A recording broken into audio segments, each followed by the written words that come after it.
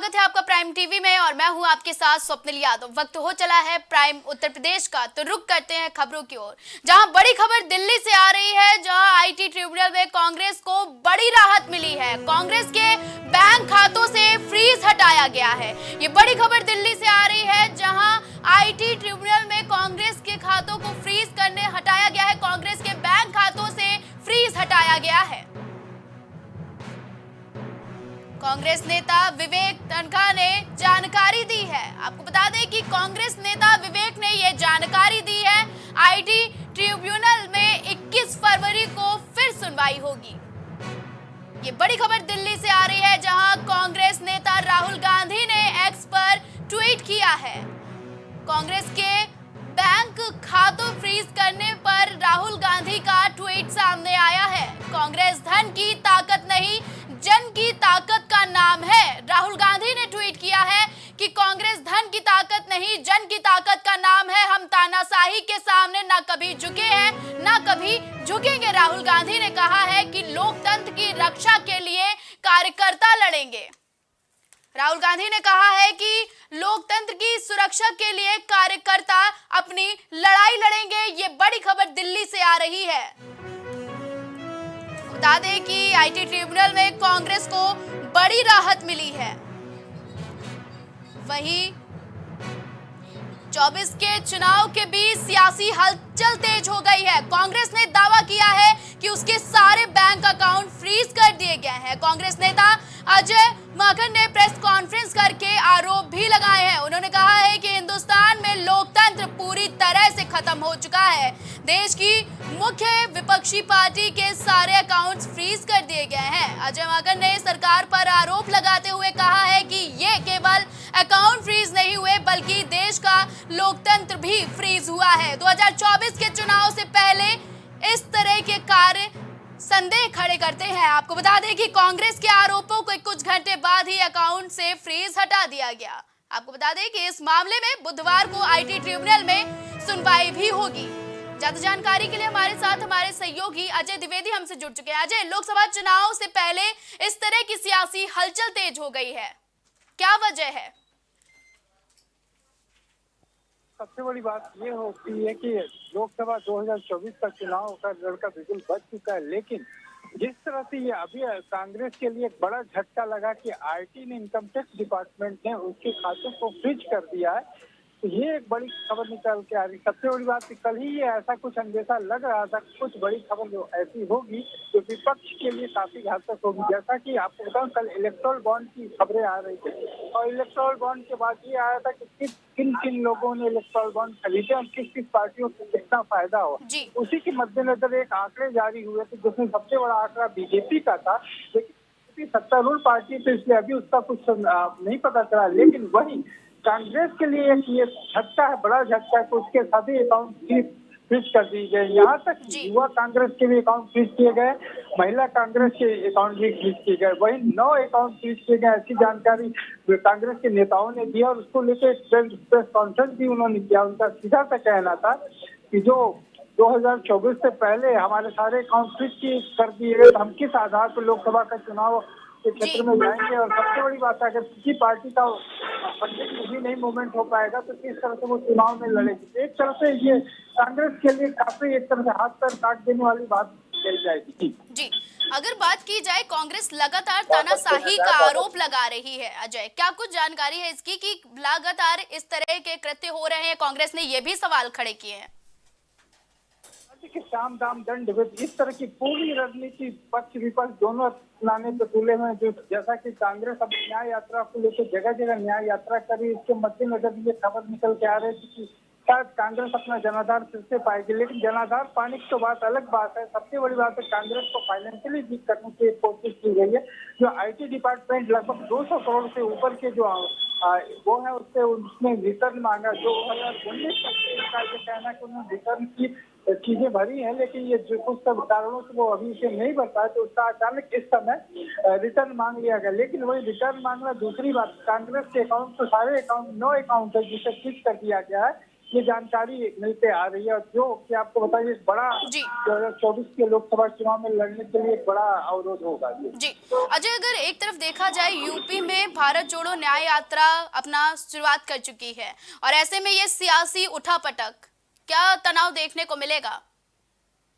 आप पता है सियासी की जो बात कहते हैं भारत न्याय यात्रा जो अभी सासाराम में आप एक खबर में निकल के आते कि कांग्रेस ने अपने ट्विटर से एक वीडियो भी जारी किया था जिसमें खास करके आपको देखा गया कि सासाराम में तेजस्वी यादव राहुल गांधी की न्याय यात्रा में शामिल थे। वो उनकी जी गाड़ी को चला रहे थे और साथ में वही मीरा कुमार जो कांग्रेस की लोकसभा की स्पीकर रही वो भी शामिल थी, पीछे बैठी हुई थी। तो कांग्रेस की यात्रा, दूसरी बात यह कि यूपी में कांग्रेस की यात्रा दूसरी बार बदली गई है और अब मुरादाबाद को होते हुए भी ये कांग्रेस यात्रा रहेगी शामिल। जो आपको बता दें पहले मुरादाबाद इसमें शामिल नहीं था कांग्रेस की यात्रा में। आज कांग्रेस की यात्रा लगभग 18 तारीख को जो कि जी पहुंचने वाले यूपी के बहुत सारे बॉर्डर से होते हुए भी निकलेगी। तो इसके मद्देनजर एक बड़ी उपलब्धि मानी जा रही है। कांग्रेस लगभग हर आम जनता तक पहुंचने की कोशिश में, लेकिन ये इनकम टैक्स की कार्रवाई एक बड़ा जी साराघात है। जी ठीक है, ज्यादा जानकारी हमारे दर्शकों तक पहुंचाने के लिए अजय द्विवेदी बहुत बहुत धन्यवाद।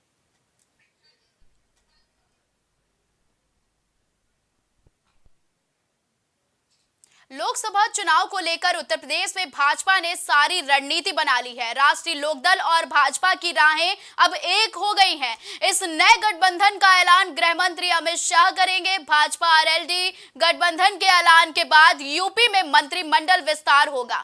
बताया जा रहा है कि आरएलडी के 2 विधायक मंत्री बनेंगे। वहीं आरएलडी अध्यक्ष जयंत चौधरी की पत्नी चारू चौधरी बागपत से चुनाव लड़ सकती है। खबर है कि शामली मुजफ्फरनगर में के 2 विधायक मंत्री बनेंगे। मिली जानकारी के मुताबिक लोकसभा चुनाव में बिजनौर बागपत की सीटें मिलेंगी। बिजनौर से बसपा के मुलुक नागर और बागपत से जयंत की पत्नी चारू गठबंधन से प्रत्याशी हो सकती हैं।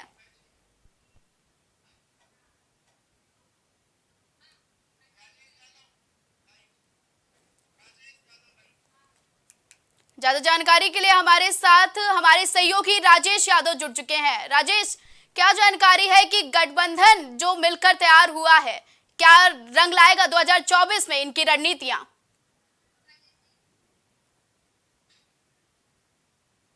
बता दें कि लगातार चुनाव की तैयारियां तेज हो चुकी हैं। 24 के चुनाव में अब हर दल अपनी तैयारी तेज कर चुका है। यूपी में अब सभी अपनी नजरें बनाए हुए हैं और लगातार आरएलडी भाजपा आरएलडी गठबंधन भी अब यूपी में चुनाव की तैयारियां तेजी से शुरू कर दी हैं और कुछ नीतियों का ऐलान भी कर दिया है। आपको बता दें कि लोकसभा चुनाव को लेकर उत्तर प्रदेश में भाजपा ने सारी रणनीति बना ली है। राष्ट्रीय लोकदल और भाजपा की राहें एक हो गई हैं। इस नए गठबंधन का ऐलान गृह मंत्री अमित शाह ने किया है। आपको बता दें कि ज्यादा जानकारी के लिए हमारे साथ राजेश यादव हमसे जुड़ चुके हैं। राजेश, क्या जानकारी है कि नए गठबंधन की तैयारियां तेज हो गई हैं 24 को लेकर, तो क्या रणनीति बनी है? अगर बात की जाए गठबंधन को लेकर तो बिल्कुल बात सही है कि आरएलडी और बीजेपी का जो गठबंधन होने जा रहा है आज उससे मुहर लग जाएगी, क्योंकि गृह मंत्री अमित शाह आज उससे मुहर लगा देंगे। दूसरी चीज, सबसे बड़ी बात आपको बता दें कि आरएलडी से 2 विधायक हैं जिनको यूपी के मंत्रिमंडल में शामिल किया जाएगा। सबसे बड़ी बात यही है कि उनको मंत्रिमंडल में शामिल किया जा रहा है, जिसके सहारे 2024 के लोकसभा के चुनाव में बीजेपी जो है पश्चिम यूपी को साधने की लगातार कोशिश करेगी। जी स्वप्निल। ठीक है, भाजपा और एलडी गठबंधन यूपी में 24 के चुनाव में क्या रंग दिखाने की तैयारी कर रहा है और क्या रंग दिखा पाएगा, कितना सक्षम है, बताइए राजेश। स्वप्निल, अगर बात की जाए भाजपा और आरएलडी के गठबंधन का, तो बिल्कुल बात सही है कि आरएलडी और बीजेपी का गठबंधन जो है पश्चिम यूपी में बहुत बड़ा उनका एक वोट बैंक भी है आरएलडी का। तो आरएलडी और बीजेपी पश्चिम यूपी को साधने की लगातार कोशिश कर रही है, जिसके सहारे 2024 के लोकसभा के चुनाव में वहां पर पूरी तरह से पश्चिम यूपी में अपना वर्चस्व स्थापित करने की बीजेपी जो है लगातार कोशिश करेगी। और एक चीज आपको ये भी बता दें कि बीजेपी जो है पश्चिम यूपी के साथ साथ में पूरे उत्तर प्रदेश को साधने की लगातार बीजेपी कोशिश कर रही है और प्रयास कर रही है। सबसे ज्यादा जानकारी हमारे दर्शकों तक पहुंचाने के लिए राजेश बहुत बहुत धन्यवाद।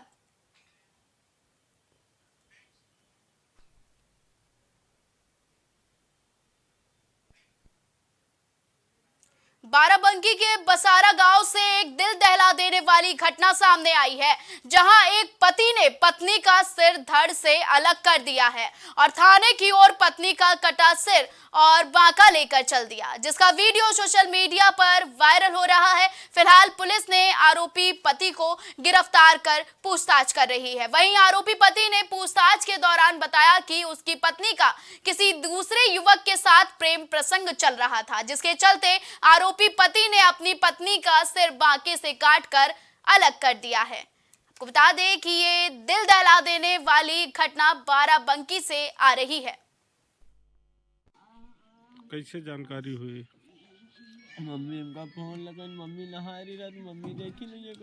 अच्छा, इससे पहले भी आपके भैया भाभी को झगड़ा हुआ करत हुई है? तो मियाँ बीवी में झगड़ा चलता रहता है, थोड़ा बहुत झगड़ा वगड़ा जो अपने मर्जी से करत हो। अब हमसे उनसे मतलब अलग है, तो हमसे उनसे उतना बनल नहीं रहे ना, उनसे अतिवारा है।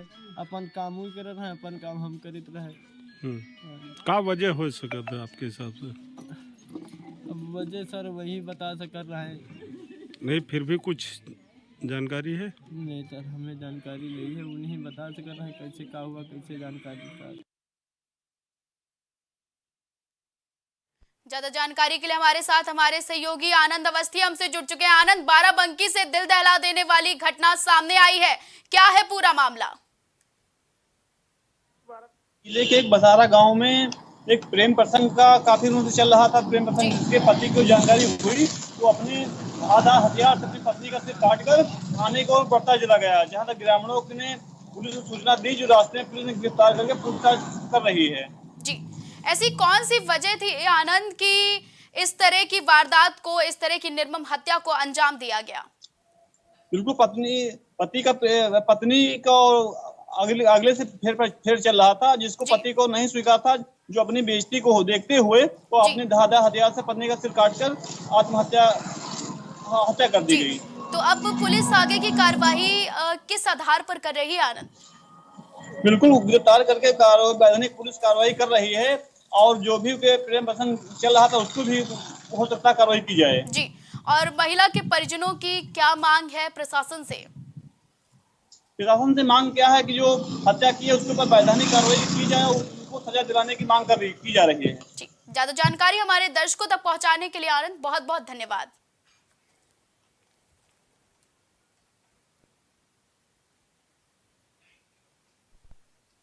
अयोध्या में हटाए गए तदर्थ माध्यमिक शिक्षक आज रामलला के दरबार में जाकर अपनी जीविका बचाने के लिए रामलला और मुख्य पुजारी को भी अपनी समस्या की अर्जी देंगे। इस दौरान यूपी भर से शिक्षक साकेत कॉलेज पर इकट्ठा होकर शांतिपूर्ण तरीके से रामलला के दरबार तक मार्च भी करने वाले हैं। मुद्दे शिक्षकों से संबंधित हैं। ये तदर्थ शिक्षक जो उत्तर प्रदेश के विभिन्न जनपदों में लगभग 25 जिलों में सन 1993 से लेकर के अद्यतन अब तक काम कर रहे थे, उनकी समस्याओं को लेकर के ये प्रेस थी। प्रदेश सरकार ने 1993 से लेकर के अब तक जो लोग कार्य कर रहे थे उनकी संख्या लगभग 2000 थी, उनकी सेवाएं समाप्त कर दी। जबकि सदन में माननीय मुख्यमंत्री जी ने आश्वासन दिया था कि प्रदेश का कोई भी तदर्थ शिक्षक नौकरी से बाहर नहीं किया जाएगा, वहीं तदर्थ शिक्षक भी हाजिरी लगाएगा और रामलला को अपनी अर्जी देगा। यूपी पुलिस कांस्टेबल भर्ती परीक्षा 17 और 18 फरवरी को राज्य के सभी 75 जिलों में आयोजित की जाएगी। वहीं परीक्षा को लेकर प्रशासन भी अलर्ट मोड में नजर आ रहा है। इसी कड़ी में जिलाधिकारी ललितपुर और पुलिस अधीक्षक ललितपुर ने आगामी पुलिस भर्ती परीक्षा के दृष्टिगत परीक्षा केंद्रों का निरीक्षण किया और अधिकारियों को जरूरी दिशा निर्देश दिए हैं। परीक्षा केंद्रों पर लगे सीसीटीवी कैमरे, परीक्षा प्रबंधन, सुरक्षा व्यवस्था भी चेक किया गया है। देखिए, हमारे यहाँ 14 सेंटर हैं जहाँ पे पुलिस भर्ती की परीक्षा जो है वो होने वाली है। इसको लेकर के सारी तैयारियाँ जो हैं वो पूर्ण कर ली गई हैं, जिसमें हमारे जो भी स्टैटिक मजिस्ट्रेट हैं, सेक्टर मजिस्ट्रेट हैं, केंद्रीय व्यवस्थापक हैं, और इसके अलावा हमने जोनल जो हमारा स्कीम है वो भी हम लोगों ने लगाया है। जो भी भर्ती बोर्ड का जो मानक था उस मानक के आधार पे जो है हम लोगों ने पर्याप्त सुरक्षा व्यवस्था जो है वो किया है। इसके अलावा हमने स्पेशल क्यूआरटी जो है वो भी हमने बनाई हुई है। इसके अलावा हमने एसओजी की टीम को और सर्विलांस की टीम के माध्यम से भी जो है हम लोग लगातार निगरानी जो है वो कर रहे हैं। एलआईयू की टीम जो है उसको भी हम लोगों ने लगाया है। इसके अलावा परीक्षार्थियों को किसी तरीके की समस्या ना आए, इसको लेकर के भी हम लोगों ने जो बस स्टैंड है, रेलवे स्टेशन है, वहाँ पे हमने पुलिस सहायता बूथ जो है वो बनाया है, जहाँ पे सभी मार्गदर्शन जो है कि किसी भी परीक्षार्थी का सेंटर कहाँ पर है, कैसे जाएगा, इन सब की व्यवस्था जो है वो हो चुकी है। आज मेरे और डीएम साहब के द्वारा जो है संयुक्त रूप से हम लोगों ने आज अलग अलग जो हमारे परीक्षा केंद्र हैं उसका हम लोगों ने निरीक्षण भी किया और उस निरीक्षण में वहाँ पे सभी जगहों पे सारी जो मानक के आधार पे जो सुरक्षा व्यवस्था होनी चाहिए, चाहे जैमर लगाने का हो, चाहे सीसीटीवी कैमरे लगाने का हो, उन सब का हम लोगों के द्वारा जो है वो निरीक्षण किया गया है और सभी को बताया गया है। सभी लोग जो है इसके लिए पूरी तरीके से तैयार हैं। औरैया के भिगोना नगर से एक वीडियो सामने आया है जिसने सबको हैरान करके रख दिया है। इस वीडियो में एक शख्स नशे में धुत होकर अपने बच्चे के साथ सड़क पर लौटता नजर आ रहा है, जिसकी जानकारी लोगों ने भिगोना कोतवाली पुलिस को दी। सूचना पर पहुंची पुलिस ने शख्स को मासूम के साथ अपनी गाड़ी से अस्पताल भेजा। वहीं पुलिस की पूछताछ में उसने बताया कि उसकी पत्नी मायके चली गई थी, जिसकी वजह से परेशान होने से उसने ये शराब का नशा किया। 12 फरवरी 2024 को बिगुना कस्बा के फीडर रोड पर एक आदमी अपने मासूम बेटे के साथ सड़क पर लेटा हुआ था, जिसकी जानकारी बिगुना थाना के कस्बा प्रभारी एसआई विनोद यादव को मिलते ही तत्काल उनके द्वारा मौके पर पहुंचकर उनको उठाकर पूछा गया तो उसने अपना नाम मनोज कुमार पुत्र शिवदयाल निवासी ग्राम कुशौली बताया गया, जिसे पुलिस द्वारा अपनी गाड़ी से सीएससी बिगुना भर्ती कराया गया। प्रारंभिक जानकारी से यह पता चला कि उसकी पत्नी मायके चली गई थी, जिसके जाने की वजह से उन्होंने शराब पी रखी थी। मनोज और उसके मासूम बेटे को पुलिस द्वारा अपने वाहन से सुरक्षित घर पहुंचा दिया गया है। कन्नौज में एक ही दिन अलग अलग थाना क्षेत्रों में 2 महिलाओं के साथ चैन स्नैचिंग की वारदात को बाइक सवार बदमाशों ने अंजाम दिया था, जिसके आरोपियों को 24 घंटे के अंदर पुलिस ने मुठभेड़ के दौरान गिरफ्तार कर लिया। वहीं पीड़ित परिवारों ने सीओ ओमकारनाथ शर्मा और कोतवाली जितेंद्र प्रताप सिंह को खुश होकर माला पहनाकर सम्मानित किया। खोखा जहाँ पे रखा है ट्रांसफार्मर के पास, वहाँ पे 2 लड़के आ गए मोटरसाइकिल से और मेरी चैन खींच के तत्काल भाग गए। मैंने बार बार गुहार लगाई लेकिन कोई वहाँ नहीं सुन पाया और वो लोग दोनों भाग गए। लेकिन ये घटना 3 बजे की है, 13 तारीख की 3 बजे की, और अगले दिन 3 बजे तक, उसी समय तक 24 घंटे में पुलिस ने उन लोगों को पकड़ा और मेरा जो सामान था यानी चैन, वो भी हमें बरामद करा दी गई। सहारनपुर के थाना बेटा में एक ट्रॉली में बैठकर श्रद्धालु पिलखानी सत्संग भवन जा रहे थे, तभी डंपर ने ट्रैक्टर ट्रॉली में सामने से टक्कर मार दी। टक्कर इतनी भीषण थी कि ट्रैक्टर ट्रॉली पलट गई। हादसे में 2 लोगों की मौके पर ही मौत हो गई, जबकि 12 श्रद्धालु गंभीर रूप से घायल हो गए और मौके से डंपर चालक फरार हो गया। घटना की सूचना मिलते ही मौके पर पहुंची पुलिस ने लोगों की मदद से घायलों को अस्पताल में भर्ती कराया और डंपर चालक को गिरफ्तार कर पुलिस पूरे मामले की जांच कर रही है।